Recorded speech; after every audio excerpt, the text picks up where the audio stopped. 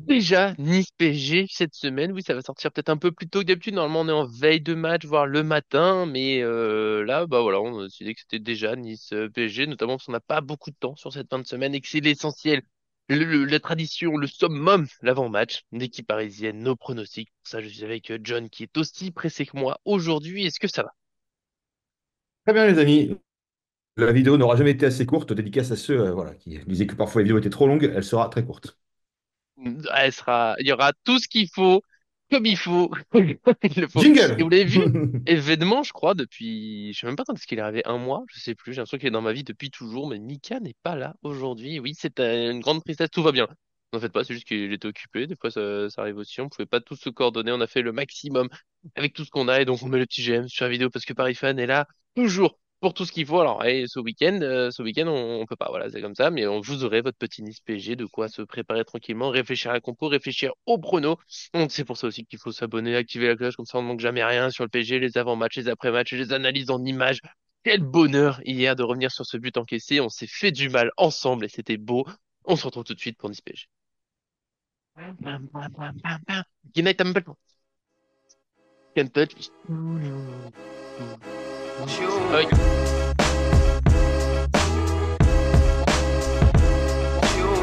On se lance donc pour ce match Nice-PSG, septième journée de Ligue 1 et malheureusement déjà une trêve internationale après. On a eu que 6 matchs. J'ai regardé déjà pour après si vous aviez de l'espoir. Eh bien, ça sera pareil. Entre la trêve d'octobre et la trêve de novembre, on aura 6 matchs, 4 de Ligue 1, 2 de Ligue des Champions. Très beau programme certes, mais sans doute trop court. En tout cas, pour l'instant, le point sur le groupe. Alors, on a trois absents sûrs, hein, on n'a pas besoin du point médical. Gonzalo Ramos, Lucas Hernandez, Presnel et Kimpembe ne seront toujours pas prêts. Peut-être que Ramos, Hernandez reviennent bientôt. On verra après la trêve où ça en est.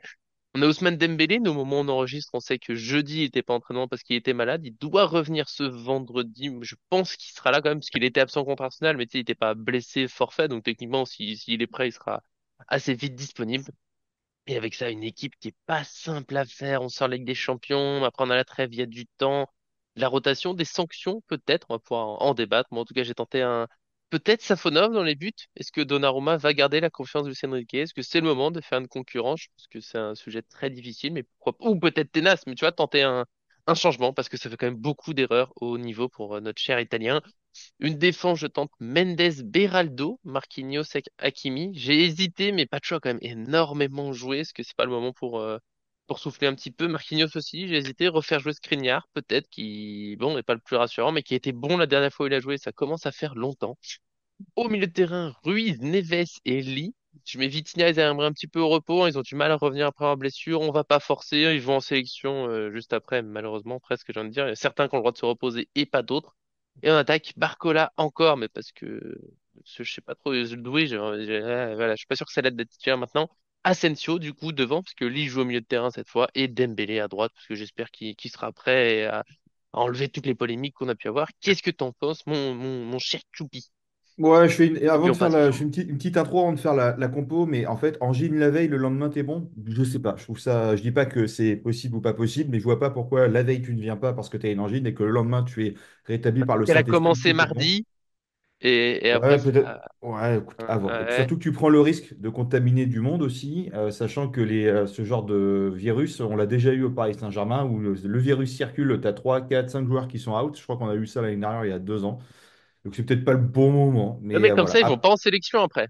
Ah. Bah, écoute, moi en tout cas, ce que je peux te dire, c'est que Donnarumma aussi, il faut arrêter de lui tomber dessus. Oui, il y a 2 erreurs de sa part. Maintenant, après, je crois qu'il y a eu 6 tirs, 5 cadrés. Il fait quand même des arrêts qui sont importants aussi. Moi, si tu ne le mets pas sur le truc, ça veut dire qu'il n'a plus sa place, qu'il n'a plus la confiance.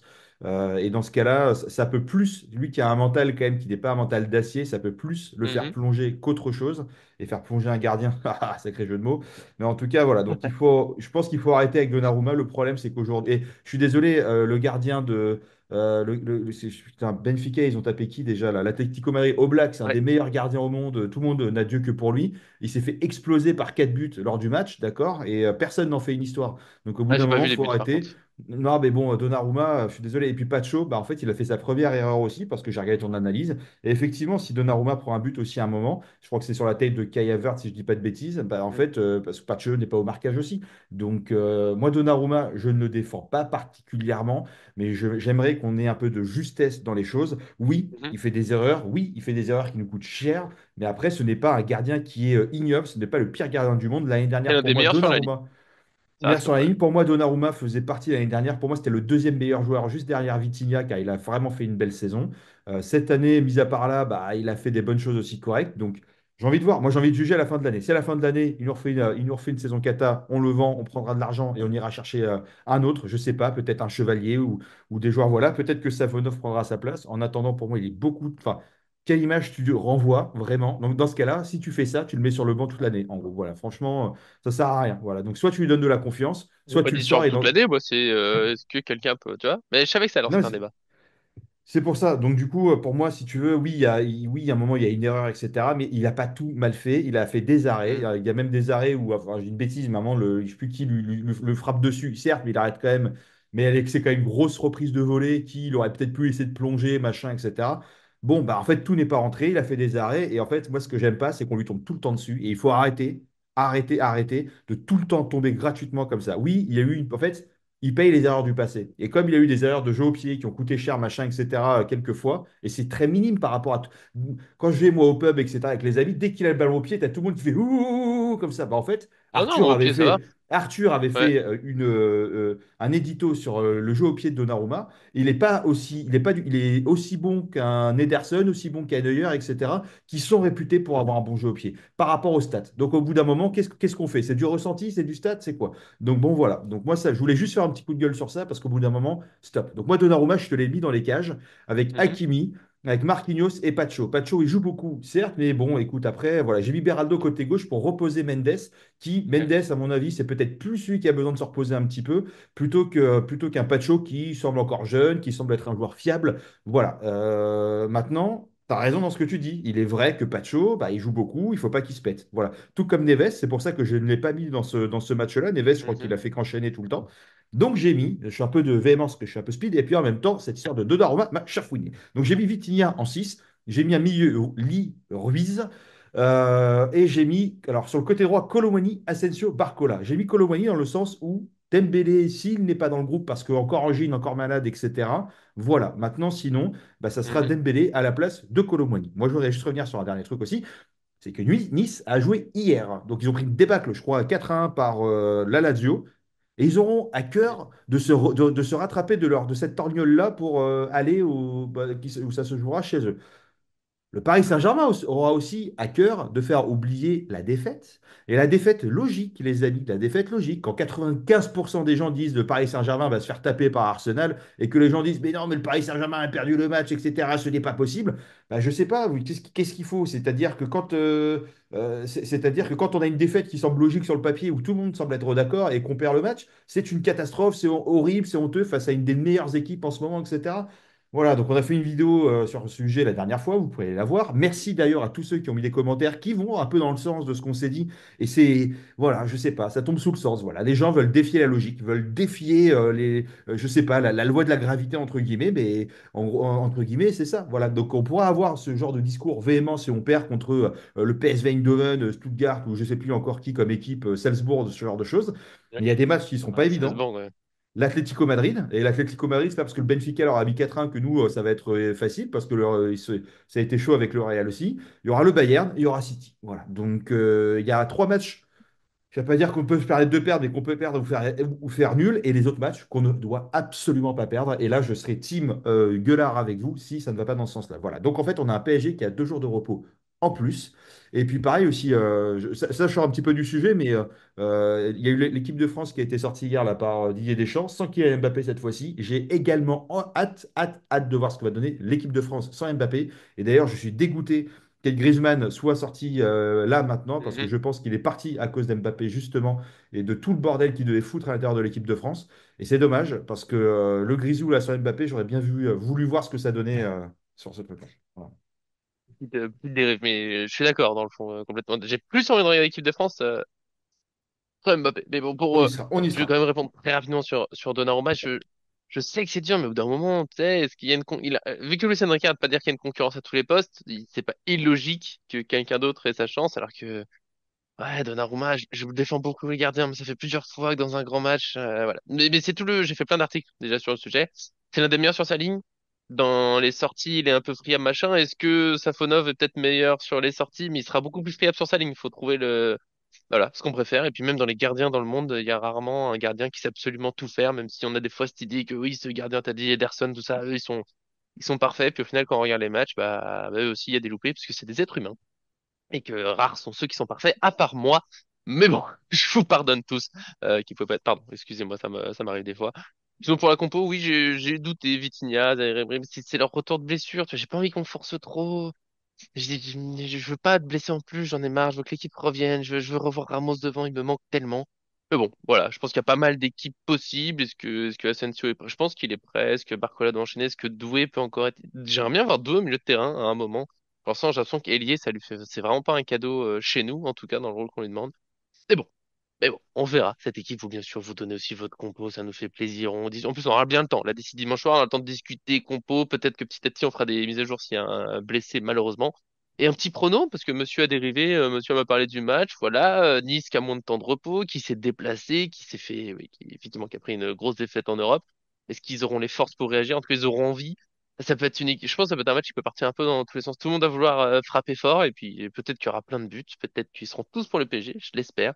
Moi, j'ai mis 1-3 pour Paris parce que on va quand même prendre un but. J'ai l'impression que ça redevient une petite habitude. Je sais pas. J'ai l'impression qu'il y a une petite fragilité qui va s'installer. Mais quand même, belle équipe. Normalement, on peut réagir à Nice qui a un bel effectif. Ouais, moi j'ai mis 1-2. Je pense qu'il y aura les organismes fatigués aussi, mais bon, ils vont. En fait, c'est pareil. Dès que les mecs ils vont partir en sélection internationale, il n'y en a aucun qui a envie de se péter. Ils jouent tous un petit peu sur la défensive, etc. Voilà, donc Mm, mm. tu vois, Beraldo qui pour moi n'est pas, enfin qui pour moi, qui n'est pas sélectionné avec son équipe nationale, pour moi ça fait sens de pouvoir le mettre Mais aussi. finalement, il y Parce va. que... J'ai vu ça ce matin. Il Mais non. remplace Bremer. Oh, quel Voilà. emmerdeur. Bon, bah bref, bah, écoute, voilà. Mais en tout cas, bon, moi j'ai mis Ah, un le 2 parce que. chiant. Ouais, j'ai mis un 2. Et je me Ouais. permettrai juste de mettre un point sur Doué. Doué, tranquille, tranquille. Il vient d'arriver. Il est revenu blessé. Il s'était pété la cheville. Il est revenu. Il a été titulaire, lâché dans le grand bain en Ligue des Champions face à un des favoris de la Ligue des Champions. Franchement, c'est Mm, mm. tellement pas le bon contexte. Et ça, c'est une erreur d'Enrique. Et on l'avait dit qu'il fallait mettre l'ami Kolowo à la place. Ça, c'est une erreur de coaching à mon sens. Et Enrique, de toute façon, beaucoup le critiquent, mais c'est un des rares qui prend qui s'auto-flagelle, entre guillemets. Il prend la défaite pour lui, il le dit, il protège Mm. ses joueurs. Et ça, c'est admirable. Parce que beaucoup de coachs ne le font pas. Beaucoup de coachs cherchent des excuses. Moi, j'ai beaucoup défendu Christophe Galtier. C'est un coach que j'adore, mais je n'appréciais pas du tout quand il mettait tout sur la jeunesse de ses joueurs, Ouais. etc. Et ça, c'est quelque chose que je trouvais très Ne me lâche de sa replonge pas dans part. ces années, s'il te plaît. Non, Enfin, dans mais du cette année, il coup, y en a eu qu'une. mais Enrique, où je le vois beaucoup critiqué, bah, au moins, il prend ses responsabilités, contrairement à d'autres qui le disent et qui ne le font pas. Lui, le dit et le fait. Et ça, j'apprécie beaucoup. Donc, Doué, moi, j'ai envie de le voir tranquillement. Il va monter en puissance dans l'année. Barcola, moi, j'ai pas souvenir d'avoir vu un Barcola flamboyant dès les premiers matchs. Ça a mis un petit peu de temps avant de commencer C'était à long au début. s'imposer petit. Hein? Ouais, mais C'était bah, dur au c'était pas début, le ouais. joueur qu'on. Oui, mais c'était pas le Ah, c'était joueur dur. qu'on connaît. Hein? C'était dur au début, ouais. C'est vrai que je Non, dis. Quand c'était il dur arrive au chez début. nous, Pardon, je c'était. croyais que tu as dit, je t'ai dit c'était bon au début. Non, non. Non, mais il est timide. Tu montes un cap, tu arrives dans un univers, voilà. En plus, il arrive avec un certain poids, l'ami Doué. Il arrive avec un salaire, avec un prix à 60 millions. Il était Cancer. bataillé. C'était un peu la saga de l'été entre le PSG et la Hmm, Bayern Munich. Ça a mis du temps, etc. Et en plus, il s'était pété la cheville avec la grosse poche de glace, machin. Il est arrivé, il est revenu encore un peu trop tôt. Pour moi, ça me fait penser à Emery l'année dernière. Donc, Doué c'est vrai. tranquille. Et on dit toujours que la première année, elle n'est pas évidente au Paris Saint-Germain. Wait and see. Laissons venir petit à petit. Et moi, je pense qu'on pourra commencer à tirer des conclusions sur le Paris Saint-Germain de Luis Enrique dans un an ou dans 2 ans, quand on aura vraiment un effectif complet qui se connaît et qui sait jouer ensemble, comme a pu le faire Guardiola, comme l'a fait Arteta et comme l'ont fait et le feront beaucoup d'autres entraîneurs. Voilà. Voilà. C'est beau. On est prêt pour ce Nice PSG avec du coup Doué. Bon, il ferait une belle entrée. À un moment, ça va venir. On va se manger une salade niçoise, bien sûr, dans le match. Ne l'oublions pas, la petite recette, c'est important. J'essaie de vous mettre ça, voilà. Même si, bien sûr, plusieurs recettes possibles, mais je pense que c'est sympa. On va faire du léger. On a eu des gros matchs, là. On a eu des matchs un peu lourds, donc on va faire plus léger cette fois, avant la trêve. On va profiter au maximum. Vous profitez, je vous le dis dans les commentaires, votre composition, vos pronostics. On se prépare le match tous ensemble. Après, on se débriefe ça lundi, tranquillement. J'aime bien quand les matchs sont le dimanche soir, tout se suit joliment. Merci. John, d'être venu pour cette vidéo on a calé en gros, on avait 14 minutes pour la faire. Je crois qu'on a tenu. Ouais, bah, je sais pas si t'as fini, mais on l'a fait en tout cas. Et puis je glisse sur notre Ouais. visio, mes chers amis. Ça a été un plaisir. Voilà, voilà. Je suis non fumeur, donc je me permets de prendre cette petite pause dans la journée. Voilà, le temps de descendre du bâtiment, d'allumer la clope, de la fumer, de remonter. Voilà, on est très bon. Voilà. Et tout Bah, ça avec vous et dans la santé. Attention, le tabac est mauvais pour la santé, les drogues ouais. aussi et l'alcool aussi. Donc 5 fruits et légumes par jour, de la santé. Voilà. Par les fins de prévention était là pour vous aujourd'hui. Des gros bisous à tous ceux qui nous suivent. À très bientôt, bah, lundi, sur cette chaîne, sauf événement exceptionnel ce week-end. On m'appelle. Bisous, bisous.